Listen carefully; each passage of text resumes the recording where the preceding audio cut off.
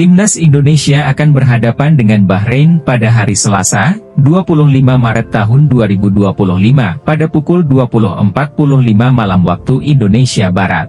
Berikut 3 faktor yang akan bisa membuat Timnas Indonesia mengalahkan Bahrain di kandang sendiri. Simaklah pembahasan ini selengkapnya. 1. Tambahan amunisi pemain. Indonesia dipastikan akan diperkuat kembali oleh Ragnar Oratmangun dan Justin Hubner. Sebelumnya, keduanya pada pertandingan melawan Australia diketahui tidak bisa memperkuat Timnas Indonesia. Dikarenakan para pemain tersebut harus absen akibat sanksi yang diterima setelah mendapatkan akumulasi kartu pada pertandingan sebelumnya. Hal tersebut nampaknya merupakan angin segar bagi skuad Garuda, dengan penambahan pemain yang lebih fresh diharapkan dapat lebih meningkatkan lagi level permainan dari Timnas Indonesia.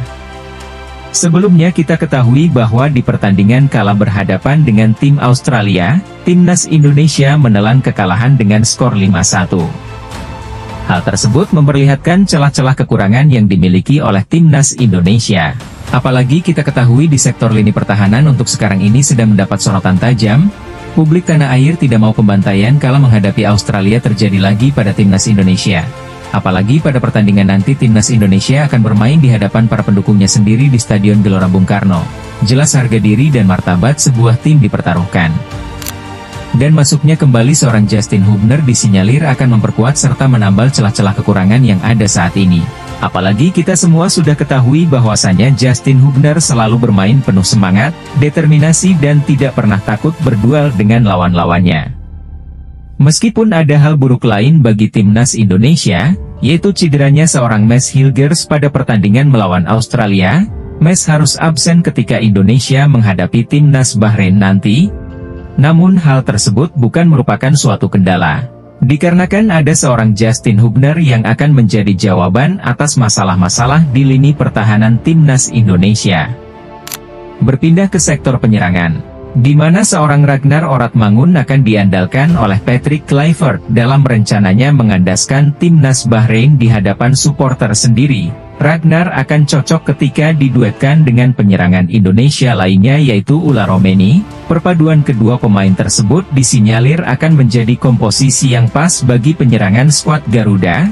Tak hanya itu, seorang Ragnar pun bisa ditempatkan di sisi sayap, mengingat kecepatan dan penetrasi dirinya yang bagus tersebut akan dirasa cocok ketika dirinya mengisi sektor sayap Timnas. Tak hanya itu, Ragnar pun bisa dijadikan sebagai ujung tombak satu-satunya pada sebuah pertandingan. Mengingat daya juang, kerja keras, dan ketajamannya lah itu yang nantinya bisa diharapkan oleh skuad Garuda untuk bisa mencetak gol demi golnya. 2. Evaluasi internal tim kepelatihan. Kekalahan telak atas Australia tentunya banyak sekali menimbulkan kekhawatiran dan rasa pesimis yang muncul kepada para supporter Indonesia. Hal tersebut disebabkan karena perbedaan yang sangat mencolok atas hasil yang didapat ketika Indonesia masih ditukangi oleh pelatih Shin Tae-yong. Pada pertandingan tersebut Shin Tae-yong berhasil mencuri 1 poin sekaligus menahan imbang skuad Australia pada pertandingan pertama yang digelar di Stadion GBK. Beda halnya dengan pelatih baru yang sekarang. Timnas Indonesia dengan Patrick Kluivert-nya harus menelan kekalahan telak dengan skor yang tak tanggung-tanggung 5-1 di hadapan publik Australia langsung. Banyak dari pecinta sepak bola tanah air yang geram dan memberikan kritik-kritik terbuka kepada juru taktik asal Belanda tersebut.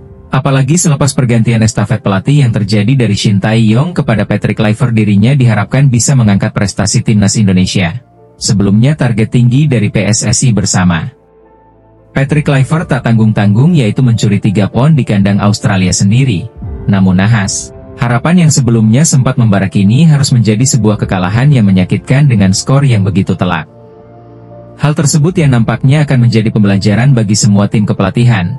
Pastinya analisa dari tim pelatih dan catatan-catatan penting dari kekurangan dan kelebihan para pemain pada pertandingan sebelumnya sudah dipersiapkan untuk menyongsong laga melawan Bahrain nanti.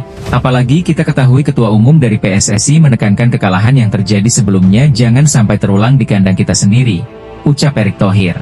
Dengan kemenangan yang nantinya akan didapat bisa membuat kepercayaan dari pecinta sepak bola tanah air sedikit demi sedikit bertumbuh. Namun apabila kekalahan lagi yang didapat, niscaya kritik keras dan seruan Patrick Kluivert out akan semakin keras terdengar di telinganya.